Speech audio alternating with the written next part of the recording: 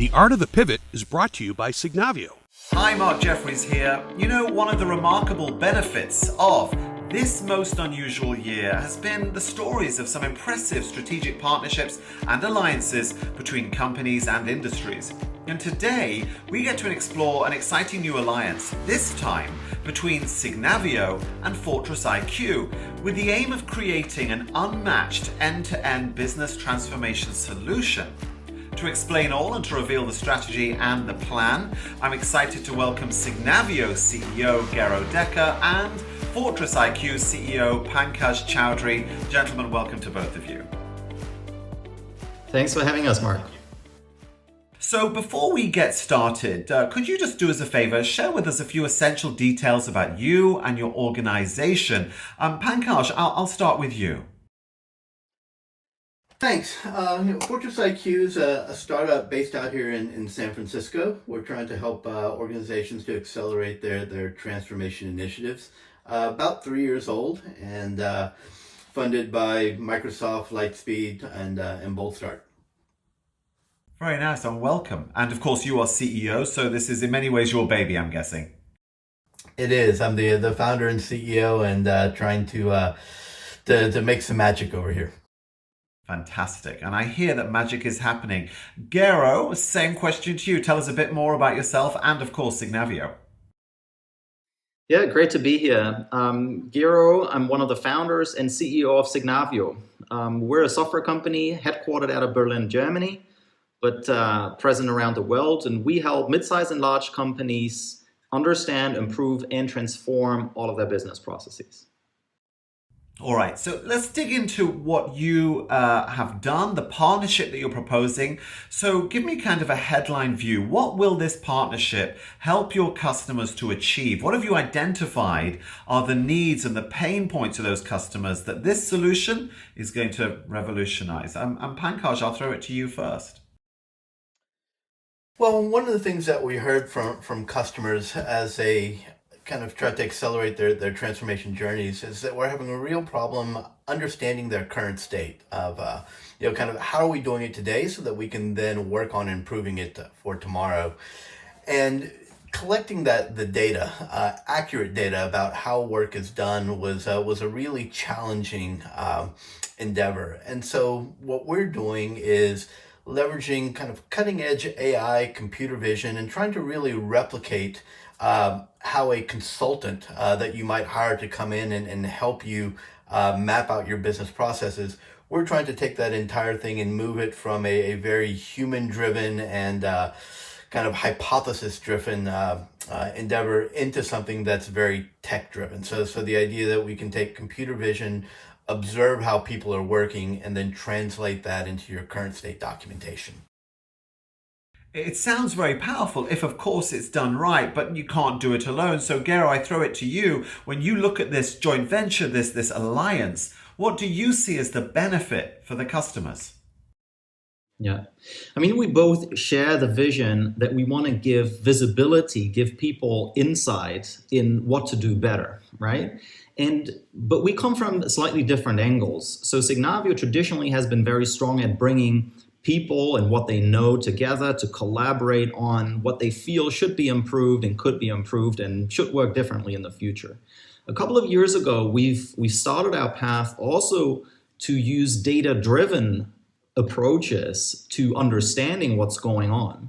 What we use when we do process mining, we go and take data from the systems like the SAPs, the Oracles, the Salesforces of the world, to reverse engineer how a process works.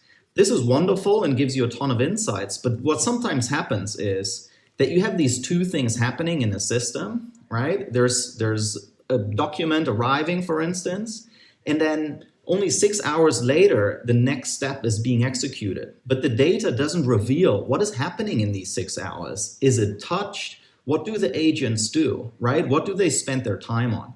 And this is where FortressIQ really appeared like magic to us when we saw it for the first time, because what they are doing is capturing everything that people do throughout the day. So they, everything that happens on the screen in your SAP system, on your Salesforce system, in your email, in your spreadsheets, you can capture that and now much better understand and fill those white spots where other data sources might be incomplete.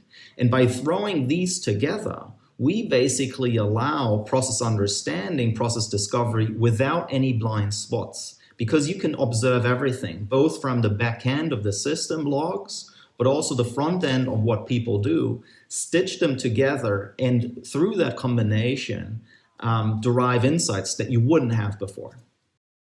I mean, just listening to you explain it, it's clear that this is going to give customers a much deeper level of insight. Do you find, Gero, I'll throw this to you as well, that when you explain this possibility, this potential to customers, they're kind of surprised by what's achievable now?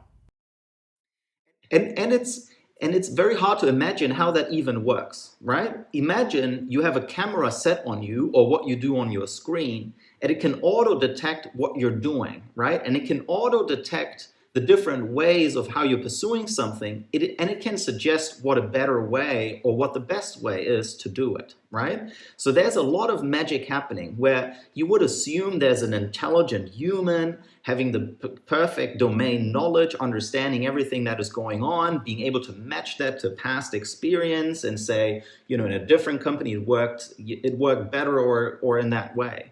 But what FortressIQ brings to the table is really a combination of unique and very advanced technology to understand what's happening on the screen, but also to relate all of those things that happen over a time sequence of a day or several weeks, to be able to dig out what is happening and what is good and what is bad.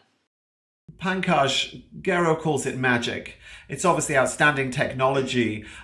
When you created this, were you aware of what it was able as a system to achieve, what it was able to see? And how hard was it to teach the system what to look for? Yeah, it was definitely a challenge. We've got, when you think about science fiction, they say that, any sufficiently advanced technology should be indistinguishable from magic. When Disney talked about the experience that they wanted to deliver to people kind of coming into their amusement parks, it was a magical experience. And we actually talk about that Imagineering and how we want people to feel when they interact with our software.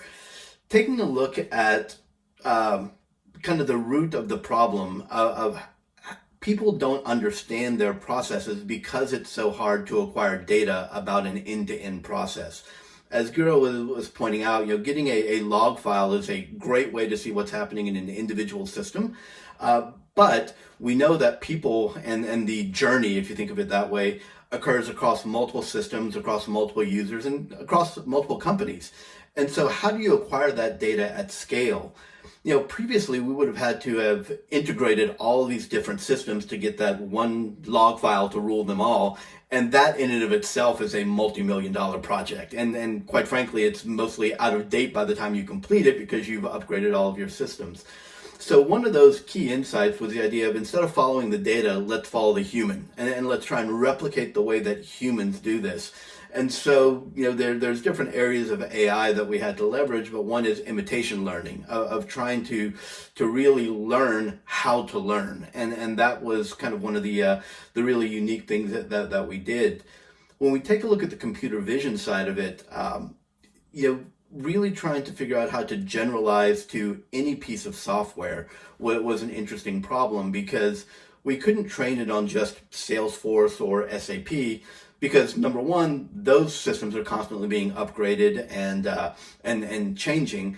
But one of the really core parts of this problem is, within today's global enterprise, there are hundreds and thousands of systems. And if you were trying to build something for each one of those systems uniquely, it'd be like playing whack-a-mole, right? They're coming up with a new system and you'd have to update to connect with it. So we took our software and said, let's train on kind of this smallest component that we can.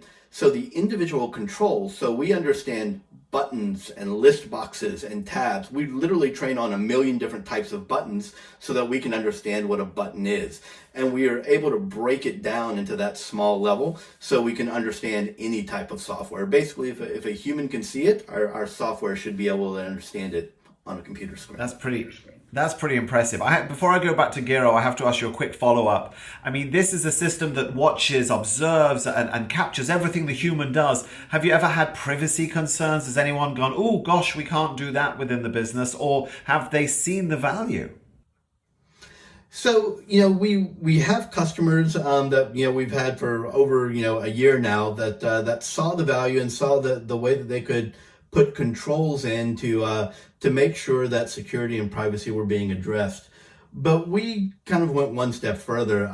It's very important to me as the founder and CEO of FortressIQ that I had this vision for, I want to build a platform that helps people to get the best out of their workday, to help an organization deliver the best outcomes. And in order to do that, I need to reach ubiquity with the platform. So people have to feel very, very comfortable with it.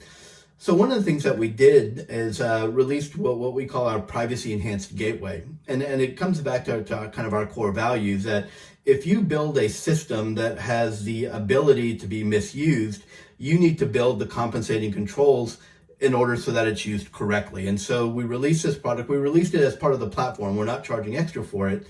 And what it does is it actually takes a core component of our technology and pushes it out to the customer's edge. So it runs kind of within their environment. And what it's doing is taking each individual control, like I was saying, we understand a field or a list box or a checkbox, and we understand that control and the data within that control and the label of that control. We then remove the data.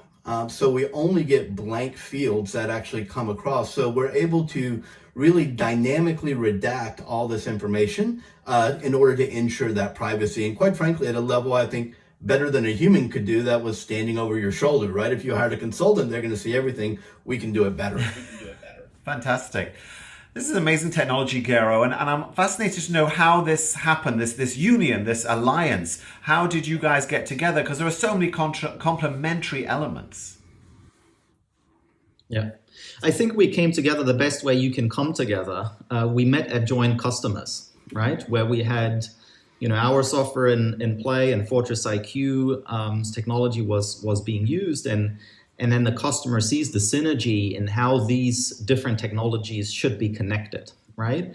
And so this is a great basis for us not to just, dream up or build an integration in theory, right? But really take the practical problems that our joint customers have and turn that into a reality so that they get to their insights faster and they can make smarter choices about what they need to change and where they want to go. From our perspective, it's actually quite amazing because a startup is an organization looking for product market fit.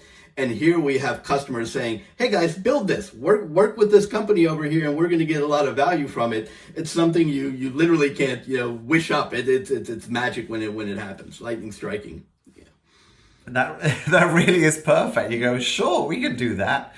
Now, what's interesting also is how this pandemic has affected how companies are, I guess, re-examining their processes and transformations. And Gero, I know you have the most incredible connection with your clients, with your customers. Do you feel that the pandemic is almost like a catalyst? People are taking this opportunity to transform faster. What are you seeing? Yeah. I mean, the two things that really impact also the usage of process management in an organization is one, the wish to build in more operational resilience, to become more able to change faster and to react to these types of disruptions to the business. But then the other one is to reimagine how the world needs to look like and reinvent how you're working to be prepared for that. Because what organizations out there are seeing is customer behavior is going to change forever. The role of digital is undeniable now these days, right? With being forced to be remote. I mean, now we also talk through technology, right? We're not in the same room right now, and that is the case for most people. Plus, we want to remove also the dependency on people. So the willingness to use things like robotics and give handover tasks to machines in the public perception has dramatically risen over the last 6 months because people want to make sure that even if bad things happen, that the most foundational, the most basic things still work. So what this means for process and transformation is that these initiatives have oftentimes been boosted.